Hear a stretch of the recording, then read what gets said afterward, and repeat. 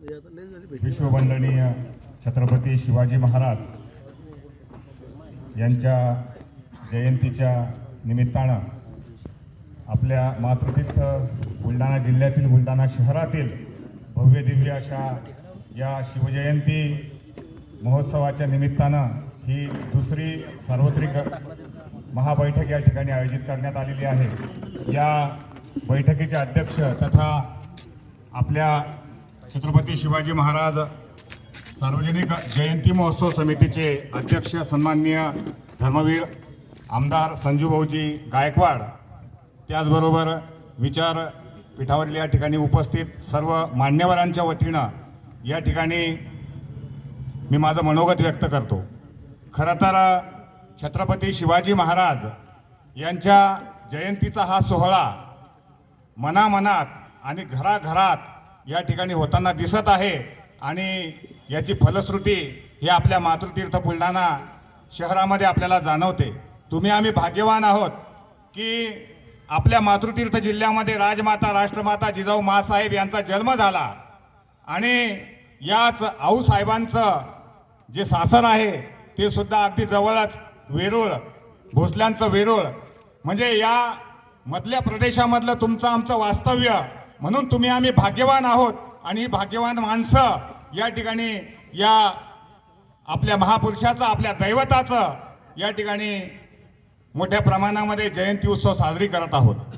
या जयंती उत्सवासाठी गेल्या 15 ते 20 दिवसापासून आदरणीय संजूभाऊ स्वतः या ठिकाणी म्हणजे प्रत्येक बैठकीमध्ये उपस्थित राहून त्याचा आढावा घेत आहेत आणि एक भव्य दिव्य अशी शिवजयंती की जिचा म्हणजे विश्ववंदनीय मी छत्रपती शिवाजी महाराजांना यासाठी म्हटलं की खऱ्या अर्थानं छत्रपती शिवाजी महाराज हे आता ग्लोबल होताना दिसत आहे आणि याची प्रचिती आपल्याला या बुलढाणा शहरामधून जी भव्य दिव्य अशी शिवजयंती 16 तारखेपासून जी सुरू होणार आहे या निमित्तानं बघायला मिळणार आहे।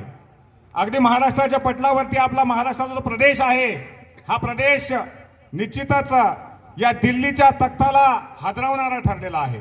ज्या ज्या वेळेस या दिल्लीवरती आक्रमणं झाली त्या वेळेस या महाराष्ट्राच्या मातीमधून नरवीर जन्माला आले आणि त्यांनी या दिल्लीवरच्या आक्रमणं हाकलून देण्याचं काम केलेलं आहे।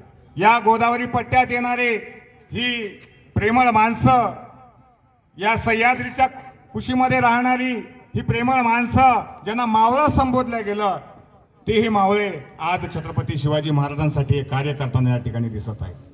यातला एक जबाबदारीचा भाग म्हणून या शिवजयंती महोत्सव समितीमध्ये मला गड किल्ले बनवण्याची जी स्पर्धा आहे त्या स्पर्धेचं नियोजन माझ्याकडे दिलेलं आहे।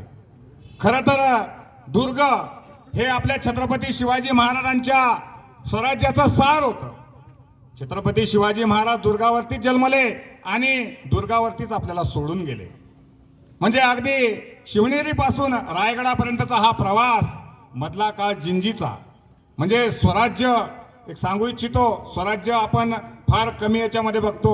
स्वराज्य आपलं जे अगदी श्रीलंकेपर्यंत होतं हा स्वराज्याचा प्रभाव आहे। अगदी तंजावर जिंजी या भागापर्यंत स्वराज्य पोहोचलेलं होतं।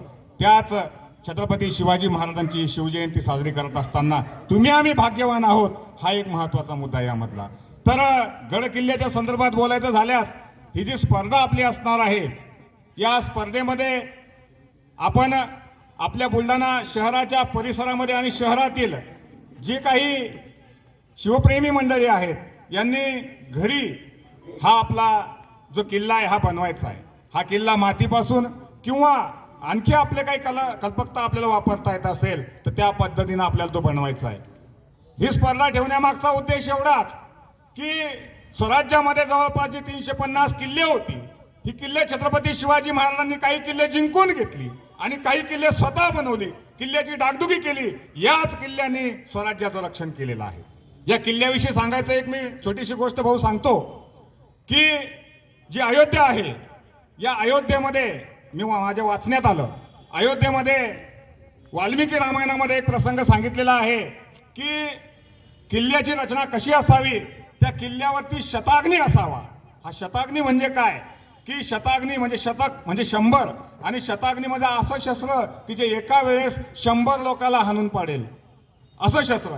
पुढे बुधभूषणमध्ये छत्रपती संभाजी महाराज लिहितात की किल्ल्याची रचना करत असताना त्या किल्ल्यामध्ये 100 लोकांना हाणून पाडण्याची, एका ठिकाणून जी शस्त्र डागण्याची क्षमता असावी, तीच ही शताग्नी बघा संभाजीराजांनी आपल्या म्हणजे जे अयोध्येला होतं त्याचीच जी बुधभूषणमध्ये या ठिकाणी उल्लेख केलेला आहे.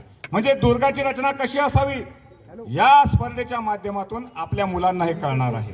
आपण ज्या भागात राहतो त्या ठिकाणी दुर्गांची संख्या फार कमी आहे. पुण्याच्या भागात आपण सह्याद्री या भागात जर गेलो तर त्या ठिकाणी आपल्याला दुर्गाची अगदी शृंखलाच दिसते, परंतु बरेचसे दुर्ग असे आहेत आजही त्या ठिकाणी पोहोचता येत नाही. आज आम्ही ज्यावेळेस फिरायला जातो तर जाऊ शकत नाही. मग हे दुर्ग आपले विद्यार्थी ज्यावेळेस बनवतील, आपले मुलं ज्यावेळेस बनवतील, त्यांना पुन्हा खऱ्या अर्थानं कळेल बनवत असताना की दुर्ग किती अवघड होते. गुगलवरती त्याचा अभ्यास करतील, पुस्तकामधून त्याचा अभ्यास करतील आणि त्या स्पर्धेमध्ये एक अट भाऊ आपण ठेवलेली आहे की दुर्ग हा किल्ला तयार झाल्यानंतर आपलं पथक ज्यावेळेस आपण त्या ठिकाणी जाऊ आणि त्याचं आपण परीक्षण त्या ठिकाणी करू तर 2 मिनिटं कमीत कमी त्या किल्ल्याचं ऐतिहासिक महत्त्व त्या कुटुंबाला किंवा त्या मुलाला सांगता येणं अत्यंत आवश्यक आहे. म्हणजे आपण जो किल्ला बनवतोय म्हणजे खऱ्या अर्थानं आपण घरामध्ये या शिवजयंतीच्या माध्यमातून पोहोचणार आहोत तर ही एक मोठी लोक चळवळ गड किल्ल्याच्या बाबतीमध्ये निर्माण होणार आहे. किल्ले तयार करत असताना किल्ल्याचं बुरुज असेल, किल्ल्यावरची पाण्याची टाकी असतील, किल्ल्याचे दरवाजे असतील, किल्ल्याची तटबंदी असेल, किल्ल्यावर जाण्या येण्याचा रस्ता असेल, या सर्व बाबी त्या किल्ल्यावरती दाखवण्यासाठी त्या विद्यार्थ्यांना अभ्यास करायचा किंवा त्या कुटुंबांना अभ्यास करायचा आहे. म्हणून ही एक स्पर्धा या ठिकाणी आयोजित केलेली आहे. या स्पर्धेमध्ये मी आपल्या समितीच्या वतीनं या ठिकाणी आवाहन करतो की प्रत्येक आपल्या एरियामध्ये आपण गेल्यानंतर या स्पर्धेविषयी माहिती द्यावी. आणि मी तर म्हणतो की आपल्या प्रत्येक एरियामध्ये घरोघरी हे शक्य नाही परंतु कॉलनीमध्ये एक तरी किल्ला बनला पाहिजे. म्हणजे खऱ्या अर्थानं छत्रपती शिवाजी महाराजांनी 350 किल्ले महाराजांनी बांधली ते खऱ्या अर्थानं आपण त्यांना या ठिकाणी आदरांजली वाहू असं मला या ठिकाणी वाटतं. आणि यामधूनच या गोष्टी साध्य होणार आहे. दुसरं जे शस्त्र प्रदर्शनीचं आहे ती सुद्धा भव्य दिव्य अशी की ह्या अगोदर समजा झाली नाही अशी त्याच्या पुढची स्टेप ही या शस्त्र प्रदर्शनीची आहे. भाऊंशी ज्यावेळेस चर्चा केली भाऊंनी सांगितलं की कोटी रुपयाची शस्त्र ती आहेत की ज्याची किंमत आज कोटीच्या घरात आहे. ती शस्त्र आज बुलढाणेकरांना या ठिकाणी बघायला मिळणार आहेत. ही एक फार मोठी संधी, फार मोठी उपलब्धी या ठिकाणी असणार आहे. म्हणून सहकुटुंब प्रत्येकानं ती शस्त्र बघायला यायचं आहे. जिजामाता प्रेक्षागार या ठिकाणी दिनांक 16 फेब्रुवारी ते 19 फेब्रुवारी पर्यंत सकाळी 10 ते सायंकाळी 6 या काळामध्ये आपलं हे प्रदर्शन असणार आहे. त्या शस्त्राविषयीची माहिती आपण त्या ठिकाणी देणार आहोत.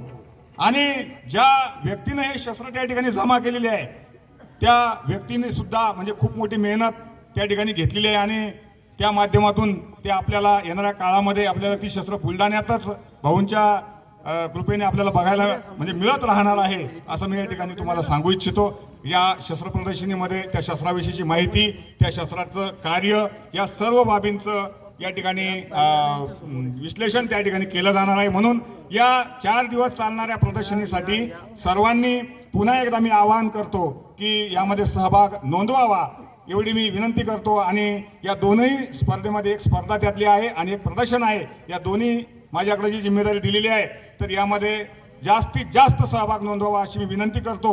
आणि गड किल्ल्याच्या बाबतीत बोलायचं झालं मी एक पोस्ट आपण आपल्या ग्रुपवर आलेली आहे त्या ठिकाणी खाली नोंदणीसाठी एक गुगल फॉर्म तयार करण्यात आलेला आहे. त्यामध्ये फक्त तुमचं नाव आणि मोबाईल क्रमांक टाकला तर मी तुम्हाला त्या ठिकाणी संपर्क करेल. तुम्ही कुठं ते किल्ला वगैरे तयार करता, तुम्हाला काही मार्गदर्शन जर लागलं तर ते मार्गदर्शन सुद्धा या ठिकाणी आम्ही करू. त्या संदर्भातली पुस्तके तुम्हाला रेफर करायला सांगू किंवा गुगलवरनं त्याची माहिती तुम्हाला घ्यायला सांगू. एवढं भव्य दिव्य काम मी तर म्हणतो ते झालंच पाहिजे. म्हणून प्रत्येक आपल्या एरियामध्ये हे काम व्हावं एवढी अपेक्षा करतो आणि थांबतो. जय जिजाऊ, जय शिवराय.